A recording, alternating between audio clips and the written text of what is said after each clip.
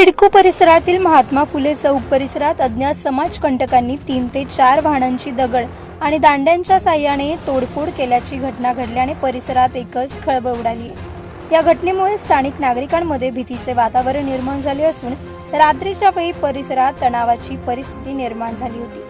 मिळालेल्या माहितीनुसार महात्मा फुले चौक परिसरात उभ्या असलेल्या वाहनांवर अज्ञात व्यक्तींनी अचानक दगडफेक करत तसेच दांड्यांच्या साह्याने वाहनांची तोडफोड केली। या प्रकारात 3 ते 4 वाहनांचे नुकसान झाल्याचे सांगितले जात आहे। अचानक झालेल्या प्रकारामुळे स्थानिक नागरिकांमध्ये घबराट पसरली। घटनेची माहिती मिळताच स्थानिक नागरिकांनी तात्काळ अंबड पोलीस ठाण्यात संपर्क साधला। माहिती मिळताच अंबड पोलीस ठाण्याचे अधिकारी आणि कर्मचारी तात्काळ घटनास्थळी दाखल झाले आणि परिसराची पाहणी करत परिस्थिती नियंत्रणात आणण्याचा प्रयत्न केला। दरम्यान ही तोडफोड नेमकी कोणी केली आणि कोणत्या कारणामुळे केली याबाबत अद्याप स्पष्ट माहिती समोर आलेली नाही।